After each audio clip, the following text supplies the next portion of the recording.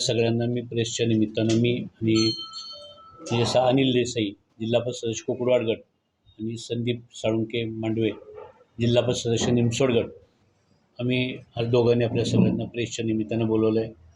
या निमित्तानं मी आपल्या सगळ्यांचं इथं पत्रकार बांधव म्हणून कारण तुमच्यातला एक पत्रकार बांधव मी तुमचं मनापासून इथं स्वागत करतो. आपल्या सगळ्यांना माहिती आहे आज इथं का बोलवलं आहे. काल रात्री आम्हा दोघांना महाबळेश्वर कोर्टाने जामीन दिला. तुमच्या सगळ्यांच्या मनामध्ये प्रश्न पडला असेल की अनिल देसाईंना काही माहिती आहे पण जामीन यांना घ्यावा का लागला. 20 तारखेला या महाराष्ट्राच्या इतिहासामध्ये एक काळा दिवस उजळला. यशवंतराव चव्हाण साहेबांच्या या जिल्ह्यामध्ये यशवंतराव चव्हाण साहेबांनी ज्या जिल्हा परिषद पंचायत समिती आणि स्थानिक स्वराज्य संस्थांच्या स्थापनेमध्ये मोठा वाटा घेतला आणि महाराष्ट्र राज्याचे एक पहिले मुख्यमंत्री म्हणून स्थानिक स्वराज्य संस्थांच्या माध्यमातून छोट्या मोठ्या कार्यकर्त्यांना राजकारणात यावं यासाठी या संस्था निर्माण केल्या आणि अशा यशवंतराव चव्हाण साहेबांच्या सातारा जिल्हा परिषदमध्ये अध्यक्ष आणि उपाध्यक्ष निवडीच्या दिवशी मी आणि संदीपदादा मांडवे आम्ही दोघेजण लोकशाही पद्धतीने घटनात्मक पद्धतीने आम्हाला जो संविधान डॉक्टर बाबासाहेब आंबेडकरांनी जो अधिकार दिला होता, आम्हाला मूलभूत मतदानाचा जो अधिकार होता तो बजावण्यासाठी आम्ही दोघेजण जात होतो. जिल्हा परिषदच्या सभागृहाच्या गेटच्या बाहेर साधारण साध्या वर्षातल्या जवळजवळ 50च्या वरती पोलीस तिथे उभे होते आणि मतदान प्रक्रियेमध्ये आम्ही जाऊ नये यासाठी आम्हा दोघाला तिथं अडवलं.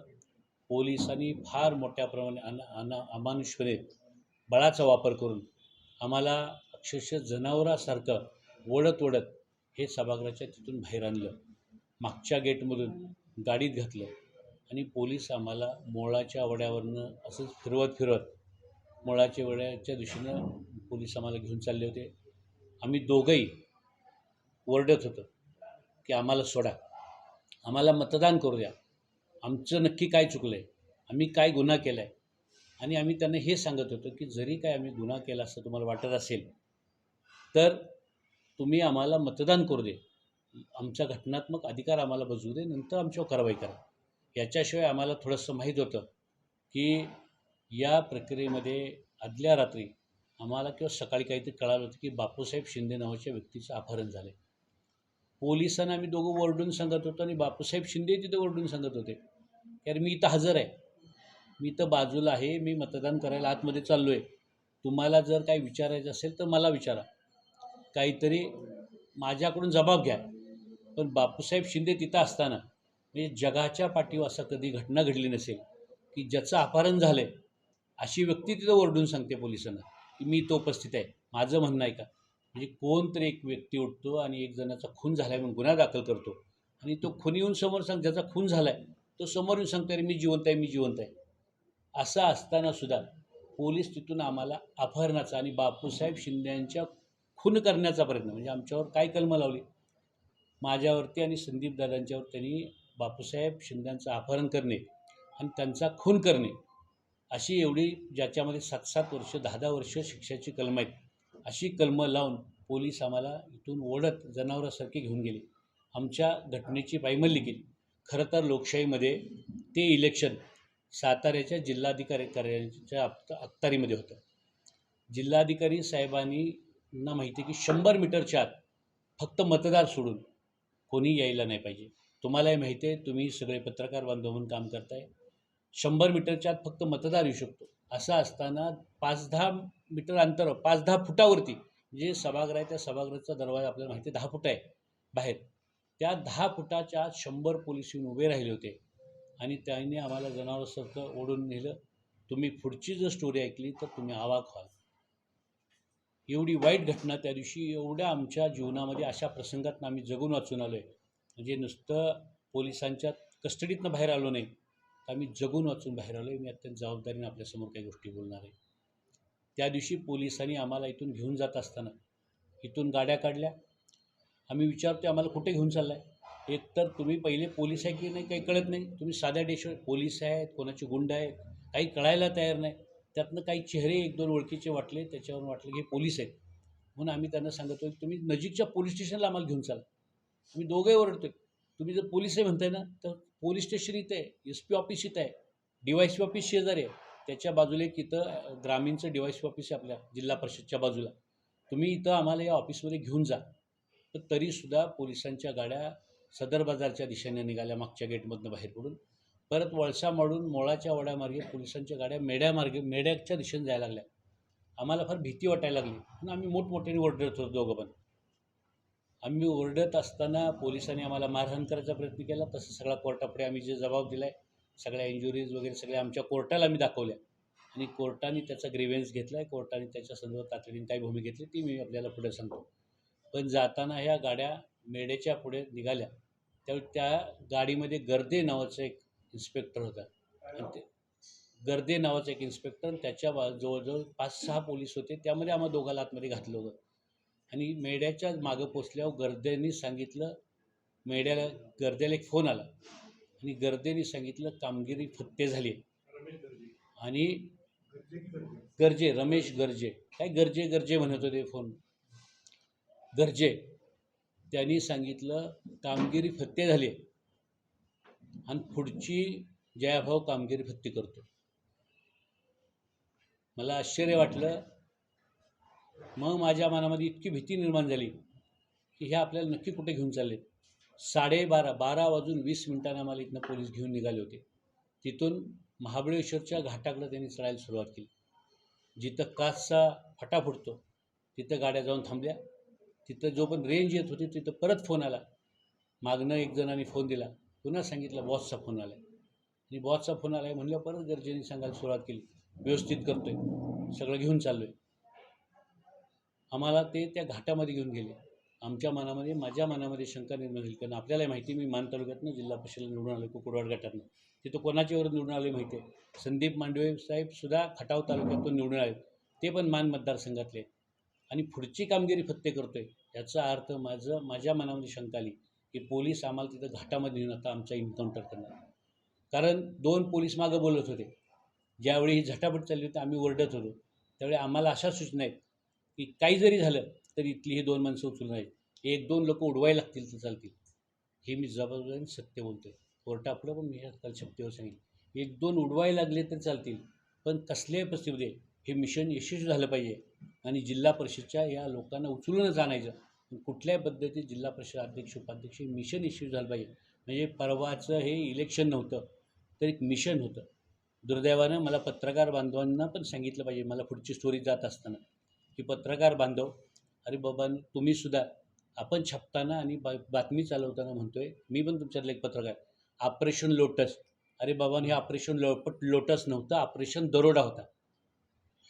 लोकशाहीवरती घातलेला दरोडा होता. लोकशाहीचा जे 2 मतदार लोकशाही पद्धतीने मतदान करायला आले होते त्यांच्यावर दरोडा घालून आम्हाला उचलून नेलं जात होतं आणि त्या घाटामध्ये आम्हाला इन्काउंटर करायचा आमचा प्रयत्न त्यांच्या डोक्यामध्ये होतं. पण इथलं सगळं गणित जुळलं. परत फोन आला आणि सांगितलं व्यवस्थित झाले. म्हणजे तोपर्यंत मतदान प्रक्रिया पार पडली असेल इथली. आणि मग परत त्यांनी काय झालं मला माहीत नाही, गाड्या परत फिरवल्या आमच्या. थोडंसं आम्हाला बरं वाटलं की आता आम्ही परत सांगितलं झालं आहे तुमचा. मी बोललो, संदीपदादा बोलले की आता तुमचा उद्देश सफल झाला आहे. आता तुम्ही आम्हाला ज्याच्यासाठी उचललं आहे किंवा ज्याच्यासाठी आम्हाला अटक केली ते तुमचं आता सफल झाले. आम्हाला परत नेऊन सोडा, आम्हाला जाऊ दे, आमच्या घरी तरी कळवू दे. पण ते आमचे फोन काढून घेतले होते, आम्हाला घरी कळवून देत नव्हते. पोलीस आम्हाला काय कोण आहे काय नाव विचारत होते. संदीपदादा सारखे विचार, दादा तुमचं नाव काय, तुमचं नाव काय. ते त्यांची नावं सांगत नव्हते. मेढ्यापर्यंत गाड्या परत आल्या. मेढ्यात परत आल्यावर परत फोन आले त्यांना आणि परत सांगितलं गाड्या परत वळवा. गाड्या परत वळवल्या. मी परत विचारलं की तुम्ही गाड्या परत कशासाठी, परत कुठं जायचं. म्हणले पाचगणी मार्गे महाबळेश्वरला जाऊ. महाबळेश्वरला परत यायला सांगितलं. पण पाचगणी मेढ्यापासून पुढं पाचगणीला कुठला मार्ग नाही मला माहीत होतं. त्यांनी कुठल्या तरी आडवळण्याच्या गाड्या घालायचा प्रयत्न केला. सगळी जागा मला प्लेसेस माहिती आहे. मी FIR उद्या दाखल करणार आहे, त्यावेळी मी ते सगळं दाखवीन कुठून कसे घ्याय त्यांच्या काय डोक्यात प्लॅन होतं. पुन्हा घाटात गाड्या गेल्या आणि घाटामध्ये एकतर रेंज नाही आणि पुन्हा घाटामध्ये जाऊन काही आम्ही थांबलो.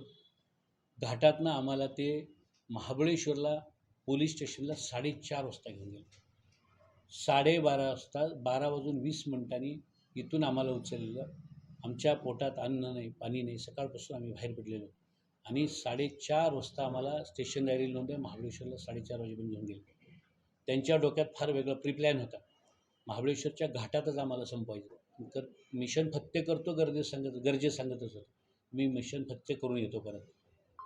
त्यामुळं महाबळेश्वरला 4:30ला आम्ही पोचलो.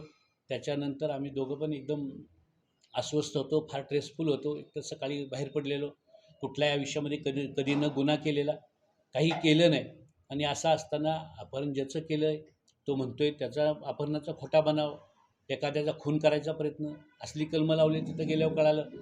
त्यामुळं आम्ही त्यांना सांगितलं ठीक आहे पोलीस स्टेशनला आणले, आम्हाला कोर्टापुढे घेऊन जा. म्हणून वाईच्या कोर्टापुढे ते आम्हाला घेऊन जाणार होते. जाण्यापूर्वी प्री मेडिकल करावं लागतं. त्यांनी आम्हाला महाबळेश्वरच्या RH मेडिकलसाठी घेऊन गेले. तिथे मेडिकल आमचं केलं. 5-10 मिनटं आम्ही तिथे बसलो होतो. आम्हा दोघाला काही औषध द्यायचा प्रयत्न केला. आम्ही म्हटलं नक्की काय देतं आहे माहीत नाही आम्हाला. औषध जे देते ते घेतलं आणि आम्ही शांत बसलो. पण त्याच्यानंतर त्यांनी आम्हाला कोर्टापुढं प्रोड्यूस केलं नाही. तर तिथून गाडीमध्ये घातलं आणि ॲम्ब्युलन्स बोलवली. ॲम्ब्युलन्समध्ये झोपवलं आणि सरळ सातारच्या सिव्हिल हॉस्पिटलमध्ये आणून ठेवलं. सातारच्या सिव्हिल हॉस्पिटलमध्ये आम्हाला ॲडमिट केलं.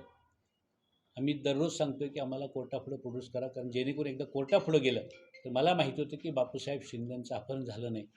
बापूसाहेब शिंदे स्वतः आमच्यावर तिथं होते. नंतर सकाळी लेकव्ह्यू हॉटेलला मी ज्यावेळी त्यांना व्हीप दिला त्यावेळी मी बापूसाहेब शिंदेंना सांगितलं की बापूसाहेब तुमच्या अपहरणाचा मी जे सांगतो ते म्हणून गांभीर्यानं बघा. बापूसाहेब शिंदेंच्या अपहरणाचा ज्यावेळी रात्री महाबळेश्वरच्या रेड बटन हॉटेलला ज्यावेळी आम्ही होतो त्यावेळी हे सगळे पोलीस तिथं आले होते. मी पण होतो. बापूसाहेब शिंदे त्यांच्या नातवाला म्हणजे त्यांच्या ज्या मुलांना तक्रार दिली असं सांगतायत, कथित तक्रार, त्या कथित तक्रारच्या विकासच्या मुलाला म्हणजे त्यांच्या नातवाला घेऊन बापूसाहेब त्यांच्या घरीच गेले होते पसंतीने. घरी जाऊन मी लवकर किंवा घरचं सगळं आवरून येतो. ते बापूसाहेब तिथं आले रात्री आणि ते बापूसाहेब रात्री 2 वाजता महाबळेश्वर पोलीस स्टेशनमध्ये बापूसाहेब हे महाबळेश्वर पोलीस स्टेशनला 2ला हजर झाले स्वतः आणि पोलीस स्टेशनला बापूसाहेब सांगतायत की माझं अपहरण झालं नाही, मी तर आहे महाबळेश्वर पोलीस स्टेशनला, माझा जबाब घ्या. पोलिसांनी जबाब घेतला नाही. त्याच्यानंतर सगळा प्रकार लक्षात आल्यावर बापूसाहेब शिंदेंनी मला सकाळी 9 वाजता सांगितलं व्हीप देताना की मी पहाटे 5 वाजता वाईच्या DYSP समोर जाऊन हजर राहिलो आहे. त्यांच्यासमोर मी जबाब दिला आहे, त्याची पोच घेतली आहे. म्हणजे तो जबाब असू दे, पोलीस त्याला जबाब मानायला तयार नव्हते. पोलीस म्हणतात तो अर्ज आहे. अरे पण अर्ज द्यायला सुद्धा तो स्वतः माणूस आला होता ना. ज्याचं अपहरण झालं तो माणूस स्वतः येऊन अर्ज देतोय. विषय काय समजतोय तुम्ही? त्याला जबाब समजा नाही तर अर्ज समजा. पण त्याचा जबाब समजा, अर्ज समजा. आम्हाला तुम्ही का त्याचा खुनी करताय? आम्हाला त्याच्या अपहरणामध्ये का आरोपी करताय? तरीसुद्धा पोलिसांनी त्यांचा जबाब आमच्यावर त्याची लेखी परत कोर्टाला दिली काल आम्ही आणि तो त्यांच्याकडे उपलब्ध होता. हे सगळं सांगून लेखी हॉटेलमधून आम्ही एकत्र निघालो. बापूसाहेब आमच्याबरोबर आले. तुम्हाला माहिती आहे 100 मीटर हद्दीच्या आतमध्ये आम्ही आतमध्ये शिरत असताना पोलिसांनी खरं तर जे कायद्याचे रक्षक आहेत, या जगामध्ये कोणालाही न्याय मागायचा झाला तर पहिल्यांदा माणूस पोलिसाकडे जातो. पण तेच वर्दीवाले गुंड काल पोलीस हे लोकशाहीचा खून करायला, लोकशाहीची हत्या करायला पोलिसांचा महाराष्ट्रामध्ये वापर झाला. इतर राज्यांमध्ये याच्या अगोदर असा वापर होत होता, आम्ही ऐकत होतो. पण मी आज सांगेन महाराष्ट्र आता बिहारचं सुद्धा कम्पॅरिझन व्हायची परिस्थिती राहिली नाही. आज महाराष्ट्राची अवस्था बिहारसारखी म्हणली तर बिहारसुद्धा आमच्या आणि आमच्या तोंडात शेण घालेल. आणि याच्यामध्ये एकही आमचा दुर्दैवानं गेल्या 3 दिवसामध्ये 4 दिवसामध्ये आमची कुठल्या पत्रकार बांधवांनीसुद्धा यामध्ये खरं तर सत्य सगळ्याला माहीत असताना अनिल देसाईला, संदीप मांडवेंना आपण सगळे ओळखता, 30-30 वर्षामध्ये कुठलेही गंभीर गुन्हे आमच्यावर नाही. हे पोलिसांना पण आम्ही ओरडून सांगतो आहे की अरे आम्ही आपण करणारे गुन्हे नाही, कुठल्या पद्धतीची लोकं नाही, तरीसुद्धा पोलिसांनी आमच्यावरती एवढा अत्याचार केला आणि आपण त्याला वेगवेगळी नावं दिली, फार सुंदर नावं दिली. कोणी लोटस ऑपरेशन लोटस दिलं, कोणी काही नावं दिली त्याला. हे ऑपरेशन लोटस नव्हतं, हे ऑपरेशन दरोडा होता. पोलिसांनी लोकशाहीवर दरोडा घालून आम्हाला तिथं घेऊन गेले, आमच्यावर फार मोठा अत्याचार केला. कालसुद्धा कोर्टापुढं आम्हाला ज्यावेळी प्रोड्यूस केलं त्यावेळी मेहरबान कोर्टाच्या समोर मी हा सगळा जबाब दिला आणि कोर्टाला मी विनंती केली की कोर्टाच्या समोर आता न्याय मागायचा कोणाकडे? लोकशाहीमध्ये पहिलं ठिकाण असतं न्याय मागायचं पोलीस. म्हणलं हे पोलीस दरोडेखोरांसारखे गुन्हेगारांसारखे आलेत आणि त्यांनी गुन्हा केला आहे. तिथं मी दुसरं सांगितलं कोर्टापुढं की याच्यानंतर न्याय कुणाकडे मागायचा असतो. जर पोलीस चुकला, पोलीस वाईट वागला, तर सरकारकडे न्याय मागायचा असतो. त्या सरकारमधनंच त्यांना फोन येत होते, यांना उचला, यांना आत टाका, काही करा, ही इलेक्शन प्रक्रिया राबवा, असं ते कोणाला ते फोन करून बॉसचा फोन येतोय, वरनाचा फोन येतो, आम्हाला सांगत की वरिष्ठांच्या सूचनेनं सगळं चाललं. याच्यापेक्षा लोकशाहीची कालची जी घटना होती कोर्टामध्ये, बापूसाहेब शिंदे हजर झाले कोर्टात आणि बापूसाहेब शिंदेने कोर्टामध्ये काल सांगितलं की अरे अपहरण झालं जर असेल तर माझं झालं नाही. कोर्टामध्ये बापूसाहेब शिंदेनी काल स्टेटमेंट दिलं, अपहरण नक्की झालं या सातारा जिल्ह्यामध्ये. या सातारा जिल्ह्याची जिल्हा परिषद पंचायत समिती इलेक्शन करायसाठी अपहरण झालं नक्की, पण अपहरण बापूसाहेब शिंदेचं नाही झालं. अपहरण अनिल देसाईचं आणि संदीप मांडवेचं झालं आणि त्या वर्दीतल्या गुंडांनी अपहरण केलं आमचं. त्यामुळे उद्या किंवा परवा आम्ही ज्यांनी आम्हाला किडनॅप केलं, ज्यांनी कारण हे कोर्टापुढं सिद्ध झालं. कोर्टाने काल ह्या सगळ्या घटनांचं गांभीर्यानं सगळं ऐकलं. ते म्हणले बापूसाहेब ज्याचं अपहरण झालं तो सांगतोय माझं अपहरण झालं नाही, तो आदल्या दिवशी पोलीस स्टेशनला जातोय. म्हणजे जसं नाना पाटेकरच्या एका पिक्चरमध्ये कुणी मला घर देता का, घर देता का, जो डायलॉग आहे तो डायलॉग बापूसाहेब शिंदे सगळ्या पोलीस स्टेशनमध्ये जाऊन म्हणत होते, माझा कुणी तर जबाब घ्या, कुणी तर माझा जबाब घ्या. एक रात्रभर खेळ चालला होता, पण बापूसाहेब शिंद्याचा कुणी जबाब घेतला नाही. बापूसाहेब शिंद्यांचं सत्य कोण ऐकायला तयार नव्हतं. काही जरी झालं तर उद्याची जिल्हा परिषदची इलेक्शन ही होऊन द्यायची नाही, आणि झाली तर याच्यामध्ये अनिल देसाई आणि संदीप मांडवे तिथं हजर नसले पाहिजेत, अशा पद्धतीचा त्यांना आदेश एका कुठल्या तरी वरिष्ठ मंत्र्यांकडून आला होता आणि त्याचं पालन करायचं काम हे पोलीस मंडळी करत होते. तर ते वरिष्ठाकडे आलं आहे, मी कुणाकडून आलं आहे म्हणत नाही, पण वरिष्ठाकडून आलं आहे. गाडीत बोलतात आम्हाला वरिष्ठांनी सांगितलं. एवढी लोकशाहीची परवा हत्या झाली आणि या हत्येचा निषेध करावा याच्या दृष्टीनं मी तुम्हाला काही माहिती द्यायसाठी बोलवलं. हे कोर्टाचे ऑर्डर आहे. कोर्टाने या सगळ्या ऑर्डरमध्ये, त्या ऑर्डरमध्ये इतक्या गांभीर्यानं काही गोष्टी घेतल्या. कोर्टानं काल सांगितलं, हे सगळं ऐकून घेतलं. आमची दोघाची जबाब कोर्टाने सगळे बाहेर काढले आणि आमच्या दोघाचे जबाब घेतले. वकिलांचं सगळं म्हणणं ऐकून घेतलं, बापूसाहेब शिंद्यांचं सगळं म्हणणं ऐकून घेतलं आणि कोर्टाने झालेली सगळी प्रक्रिया ही बेकायदेशीर झाली, चुकीच्या पद्धतीने झाली. आणि या प्रक्रियेमध्ये त्यांनी जे इन्व्हेस्टिगेशन ऑफिसर आहेत, या इन्व्हेस्टिगेशन ऑफिसरला कारणे दाखवा नोटीस काढली. ही सगळी प्रक्रिया तुम्ही कशी घडवली याच्या संदर्भात कारणे दाखवा नोटीस काढली. माझी आपल्या सगळ्यांना हात जोडून विनंती आहे, आपण सगळे लोकशाहीचा चौथा स्तंभ म्हणून आपण सगळे काम करतोय. मी पण तुमच्यातले एक पत्रकार बांधव आहे. मगाशी पण मी आल्या काही बांधवांना सांगितलं, ठीक आहे अनिल देसाई जिल्हा परिषद सदस्य म्हणून रोल तिथे गेला असेल, पण तरीसुद्धा तो पण तुमच्यातले एक पत्रकार आहे, एक संपादक आहे. कुठल्या रोलमध्ये कोण जातं याच्यापेक्षा अनिल देसाईची पार्श्वभूमी काय आहे, अनिल देसाई काय तुम्हालाही माहिती होतं. किमान मी ज्या पत्रकार संघाचा सदस्य आहे त्या पत्रकार संघाने माझ्यासाठी एखादा निषेध नोंदवायला पाहिजे होता की अनिल देसाई जर दोषी असेल तर त्याला फाशी देऊ दे, पण किमान अनिल देसाई लोकशाहीतलं काम करायला, मतदान प्रक्रियेमध्ये भाग द्यायला चालला आहे, तर त्याला अशा पद्धतीनं ओढत जनावरांसारखं घेऊन पोलीस मारहाण करत घेऊन जातात. ही घटनेचा पत्रकार संघानेही गांभीर्यानं घ्यायला पाहिजे होतं अशी माझी विनंती आहे. आज आपण सगळे बघतोय, म्हणजे आज जे काही चाललं आहे, जसं ऑपरेशन लोटस गोंडस नाव तुम्ही देत आहे, आत्ता पुन्हा जर एकदा रामायण घडलं, आणि हे रामराज्य आपण म्हणतोय, या रामराज्यामध्ये जर पुन्हा जर रामायण घडलं तर रावण जे सीता घेऊन जाईल त्याला तुम्ही तिचं स्वयंवर झालं म्हणा. ते रावणानं सीतेचं स्वयंवर नाही केलं बाबांनो, रावणाने सीतेचं हरण केलं. आपण तिचं स्वयंवर म्हणायची वेळ आली आपल्यावरती. काय वेळ आली? आपण ह्याला लोटस ऑपरेशन गोंडस नाव देत आहे. हा दरोडा होता लोकशाहीवरचा. तर त्यामुळे माझी नम्र विनंती आहे की खऱ्या अर्थानं आम्ही जे काय आमची भूमिका सगळी कोर्टापुढं मांडली ती प्रेस पुढं मांडावी आणि राज्यापुढं जावी, समाजापुढं जावी, या दृष्टीनं मी आपल्या सगळ्यांच्या समोर सगळ्या फॅक्ट्स मांडल्या. माझ्या तुम्ही मगासपासून 2 वेळा सांगितलेलं आहे की